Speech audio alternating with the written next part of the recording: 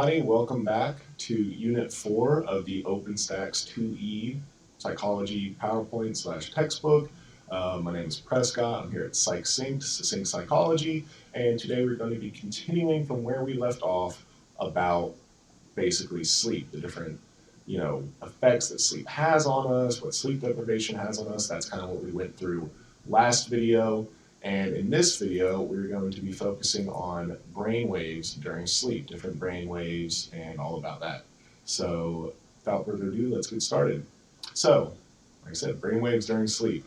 Brainwave activity changes dramatically across the different stages of sleep. Changes in brainwave activity can be visualized using EEG. And again, that's when they get electrodes, put it on your scalp, and they measure the electric activity of your brain. So first we have alpha brainwaves, which are relatively low frequency, relatively high amplitude, and are synchronized. So you see here we have alpha. And then we have theta, which is low frequency, low amplitude, and delta, which is low frequency, high amplitude, but they're desynchronized. So again, alpha, theta, you can see the differences in their amplitude and frequency, and then delta. You can see delta gets a little crazy with that. They're not super close together, the brain waves, that's frequency, but they have high amplitude. You can see how high up the different peaks go. So going more into depth with that, we have stages 1 and 2. So stage 1 is a transitional phase occurring between wakefulness and sleep. So rates of respiration and heartbeat slow down, your overall muscle tension and core body temperature decrease, and they contain alpha waves. Stage 1 has alpha waves. Now stage 2, the body goes into deep relaxation and starts producing theta waves, and is characterized by the appearance of both sleep spindles and K complexes. So sleep spindle is a rapid burst of high frequency brain waves, and K complexes are very high amplitude, you can see how high it goes, pattern of brain activity. So again, frequency is how close these peaks and troughs are, and amplitude is how high up they go. So stages 3 and 4, known as slow wave sleep, and we touched on that in the last video, and that's when you start to produce delta waves, and respiration and heart rate slow down even further.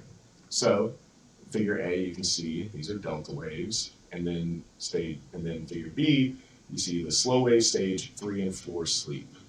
So there's that. And next we have rapid eye movement, or REM. So as its name implies, rapid eye movements, paralysis of voluntary muscles, so you don't, having a dream, you don't start throwing punches or running around, running out of bed. And again, that's when you have dreams in REM and not in the other stages. And brainwaves are similar to those seen during wakefulness.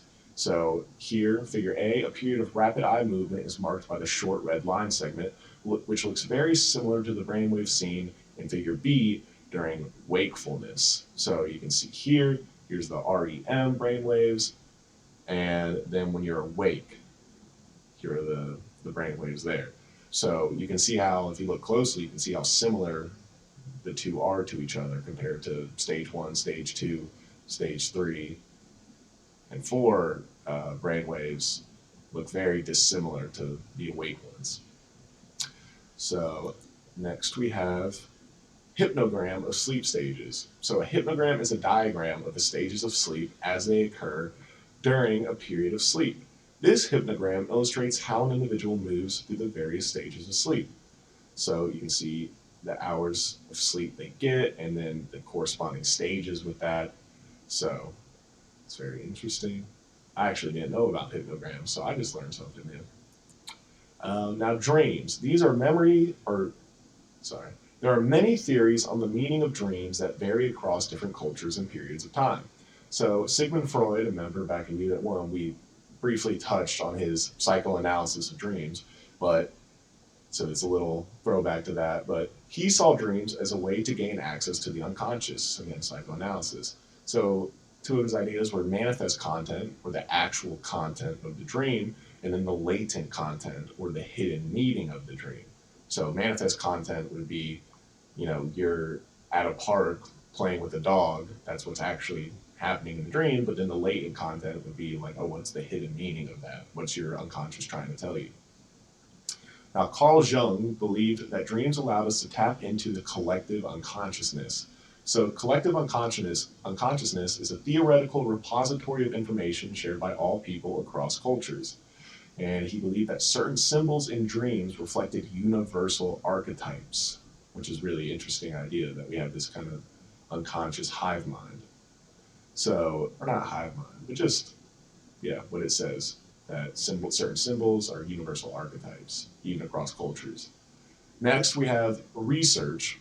Um, well, research about dreams is dreams may represent life events that are important to the dreamer.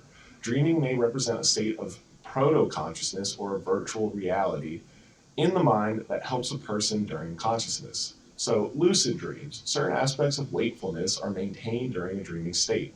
A person becomes aware that they are dreaming. And I've actually had lucid dreams before, where I've been like, oh, I'm dreaming, and been able to like change things in my dream, or I would have a bad dream that was really unpleasant, and then at a certain point be like, oh, this is just a dream, and was able to force myself awake, because I was like, I don't want to be having this dream anymore. It's scary or upsetting. So lucid dreams are crazy. Now, insomnia is defined by difficulty falling or staying asleep for at least 3 nights a week for at least 1 month's time. So it is the most common sleep disorder and may be associated with symptoms of depression. Contributing factors include age, drug use, exercise, mental status, and your bedtime routines.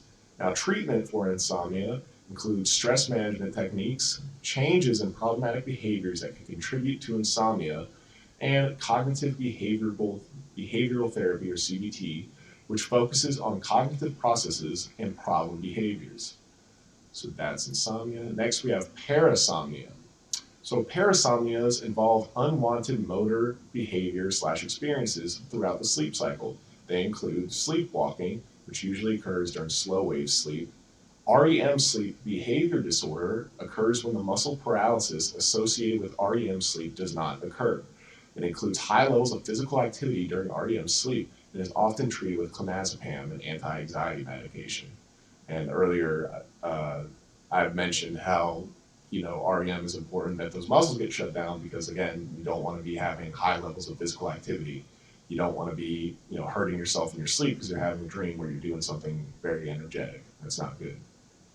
Next, we have restless leg syndrome, which involves uncomfortable sensations in the legs when trying to fall asleep that are relieved by moving the legs. It can be treated with a variety of medications. And then night terrors. Those are never fun. Sleeper experiences a sense of panic and may scream or attempt to escape, and they occur during and REM sleep. So there's parasomnia for you. So now you know that sleepwalking is parasomnia. I'm sure everybody knows about sleepwalking, so you know a little bit more about it. All right, next we have sleep apnea. So it occurs when individuals stop breathing during their sleep, usually for 10 to 20 seconds or longer.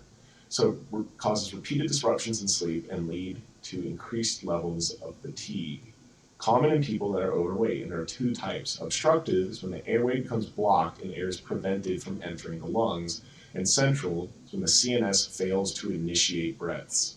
So treatment can include a continuous positive airway pressure, or CPAP device, which pumps air into the person's airways. You can see right here, figure A and B, those are some CPAP devices, so that can help sleep apnea. And then we have sudden infant death syndrome, SIDS, which is as bad as the name implies. So it occurs when an infant stops breathing during sleep and dies. Infants younger than 12 months are at the highest risk, and boys have a greater risk than girls. So contributing factors include premature death, smoking within the home, and hypothermia. So here we have Safe to Sleep campaign, which educates the public about how to minimize risk factors associated with SIDS, so infant death syndrome. This campaign is sponsored in part by the National Institute of Child Health and Human Development. And I think we're going to wrap up this video here. We got over insomnia, sleep stages, rapid eye movement, infant death syndrome, sleep disorders. So we will continue in the next video, starting off with narcolepsy, another sleep disorder, and just continuing on from there. Again, my name is Prescott. I'm here at PsychSync, Sync Psychology, and this is the OpenStack Psychology 2E textbook, and I hope to see you guys in the next video. Have a great one. Bye.